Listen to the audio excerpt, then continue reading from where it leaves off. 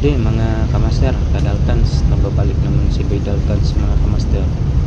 So mga kamaster, papunta tayo sa Cebu kasi may tatlong generator na nakontrata natin. Tayo man ang naka daog sa bidding. So yan, punta na tayo doon sa Cebu mga kamaster. Sige, sabayan nyo kami mga kamaster sa aming lakad. So siya nga pala mga kamaster, itong generator is 75 kVA ang power nito. Tapos yung connection niya is 380 volts. So naka series Y connection siya mga kamaster, meaning yung connection niya is naka high voltage connection. So usapang high voltage connection mga kamaster, hindi compatible sa atin kasi 380 volts ang output niya. Sa atin is 220 volts lang ang pwede sa atin kasi yung mga appliances natin is 220 volts lang ang power niya. So yan mga kamaster, ang trabahoin lang natin is i-retap natin to from high voltage to low voltage ang connection, tapos i-configure natin ang smart gen na controller. Yan lang ang tratrabahoin natin mga kamaster. Siya nga pala mga kamaster, tatalakayin muna natin yung high voltage connection o yung series Y connection. So bali yung yan mga kamaster, kung nakita niyo, bali yung connection niya is yung line 1, line 2 at line 3 is, yung line 1 is T1, yung line 2 is T2, yung line 3 is T3. So yung output sa line 1 at saka line 2 is 380 volts. Yung output sa line 2 at saka line 3 is 380 volts. Yung output sa line 1 at saka line 3 is 380 volts. Tapos yung connection sa T4 at saka T7, i-connect yan.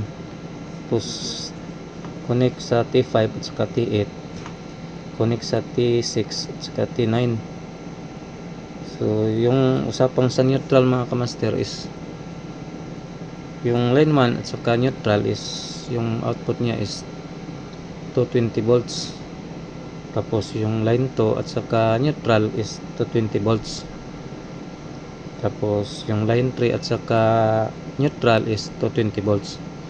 So yan mga kamaster, okay naman yung connection niya, walang problema yung output kasi yung kalabasan niya is 220 volts. Kaso lang yung display sa smart gen na controller is 380 volts.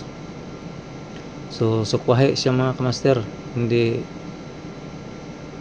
natin malaman kung magkano na yung voltahe na nilabas, kung 220 pa ba o kasi yung display niya is 380 volts. So ngayon i-convert natin yung connection to Y connection, which is yung output niya is 220 volts, yung naka low voltage connection kasi yan ang connection na compatible sa ating mga appliances.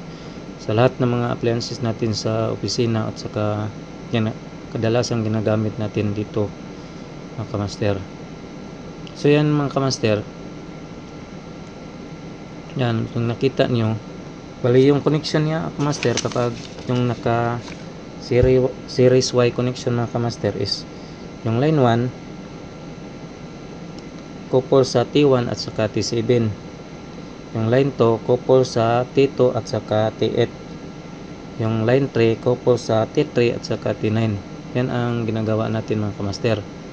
Tapos yung connection sa neutral is T5, T4, T5, T6, T10, T11 at saka T12 connection yan, combine yan. So ang kalalabasan niya yan mga kamaster is 220 volts na. So yung display naman natin sa smart gen is 220. So yan ang plastada niya mga kamaster. Medyo hirap intindihin pag hindi mo ma-relate yung sinasabi ko mga kamaster, kasi medyo komplikado to na trabaho yung sa amin, kasi na graduate kami sa electrical, medyo makarelate kami sa ganitong diagram o connection. So sa iba is medyo mahirap intindihin mga kamaster. Dapat mag-study pa kayo o ilang tutorial pa ang pwedeng titingnan nyo o diagram para makuha ninyo. Ayan mga kamaster, na set na natin yung connection. Naka low voltage connection na siya master, which is 220 volts, or naka Y connection na siya. So lahat yan is 220 volts na ang display sa smart chain, at saka yung output niya mismo sa line 1, line 2, line 3, kahit saan yan, line 1, line 2 o line 1 to line 3. So kahit anong gamitin na terminal mo mga kamaster, ang kalabasan yan is 220 volts. So yan, so naset na natin. So ito naman ka sir. Medyo mas hilan tong mga trabaho to mga kamaster. Tapos yan mga kamaster, sa kanyang ATS dapat i-transfer din natin yung connection.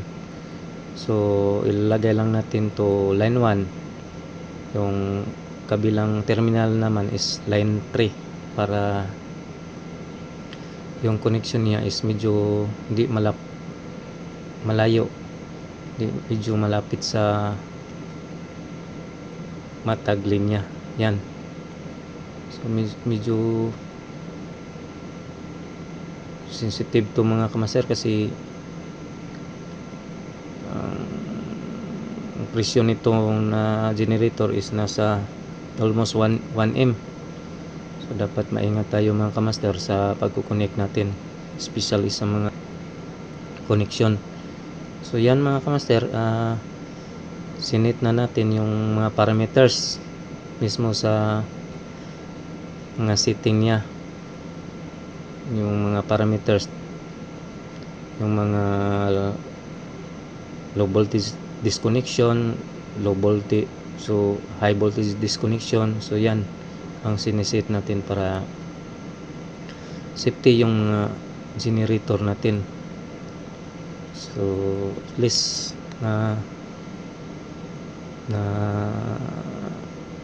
na-resolve natin yung problema nila mga master, na set natin, tapos na natin yung connection niya. So dito naman tayo sa smart gen controller. So yan, sineset lang natin, tapos nito is paandaran natin para malaman na kung gumagana ba yun. Yan mga kamaster, paandaran natin dito. Sineset na naman natin sa mismo DVR para magkatugma din talaga yung data na gusto natin talaga sa smart chain. Yan, sineset natin yung DVR. Setting natin ng mga series 230 volts, kasi yung 220 volts medyo mababa lang yung tayo. Sinit natin yung 230 volts para allowance natin. So yan, bandag na mga master. Bali tatlong generator yung mga master na i-retap natin, saka configure natin yung mismo controller. So yan, mali lang talaga trabaho ng construction. Dapat always safety tayo, safety first tayo mga kamaster sa bawat galaw natin, kasi hindi tayo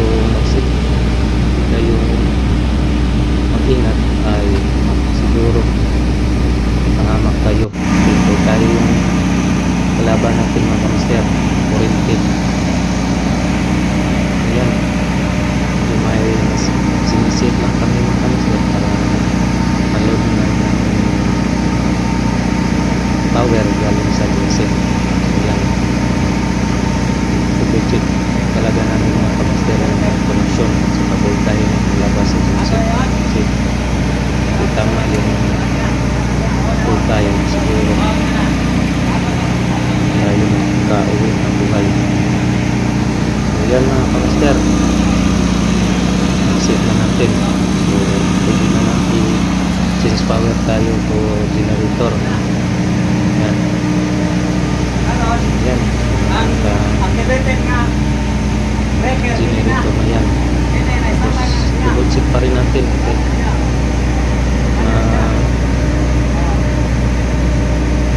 madilig tayo para safety lang ang garawa natin ng kamaster. Tayo sa kontrolado para walang aksidente sa atin. So yan, nakaset na yan mga kamaster to generator. Ito na yung voltahe na nilabas sa mismo generator papunta sa roadside natin, sa building mismo.